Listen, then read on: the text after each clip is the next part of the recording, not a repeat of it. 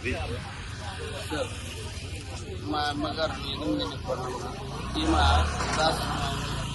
బ్రహ్మగారి గుడి కొల్లేరమ్మ గుడి వచ్చిపోయే వాళ్ళందరికీ మంచినీళ్ళ వసతి కల్పిస్తూ ఉండేదాన్ని ఈ వృద్ధాశ్రమాలన్నీ తీసేసుకొని భారతీయ సిమెంట్ యాజమాన్యాలు వీళ్ళంతా దాన్ని పక్కన కట్టించిస్తామని చెప్పేసి ఇవన్నీ మళ్ళా వేరే చోట వెళ్ళి వేసి కట్టేస్తాము అన్నిటికీ అన్ని ఒకటికి కట్టించి ఇస్తామని చెప్పేసి ఒప్పందం చేసి ఆ రోజు ఎంఆర్ఓ ఆఫీసులో తీసి ఆ రోజు బ్రహ్మంగారి గుడి కట్టిస్తాము, కొల్లేరమ్మ గుడికి కట్టిస్తాము, వృద్ధాశ్రమం కట్టించి నలుగురికి ఉద్యోగాలు ఇచ్చి నలుగురికి ఇల్లు కూడా కట్టించిస్తామని చెప్పేసి హామీ ఇచ్చి అవన్నీ తొలగియడం జరిగింది సార్.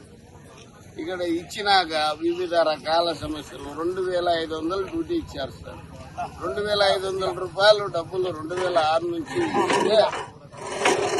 2500 కానింటే 6670 రూపాయలు 2010 వరకు చేసి తర్వాత ఏదో కారణం చేత ఒత్తిడి చేసి ఏదో ఒక విధంగా పనికిమాల వస్తువులు ఇచ్చి ఈ పోయినాయి అని చెప్పేసి మా మీద ఒక వరస్ట్ గా డిమాండ్ చేసి ఉండే పదవులు తీపిచ్చేసి వేరే వాళ్ళకి బదిలీలు చేసి మా పర్మనెంట్ వేదనలో మాకు చెప్పినట్టు చేస్తే చాలయ్యా, మాకు బ్రహ్మంగారి గుడి కట్టియాలా, కొల్లేరమ్మ గుడి కట్టియాలా, వృద్ధాశ్రమం చెప్పారు. మాకు చెప్పిన ఉద్యోగాలు నలుగురికి ఇల్లు ఇస్తామని చెప్పారు. కాకపోతే ఇల్లు ఇచ్చారు, అది ఊరికి 3 నెలలు 4 నెలలని వేరే రూపంలో మళ్ళా దాన్ని తరలించడం జరుగుతుంది సార్.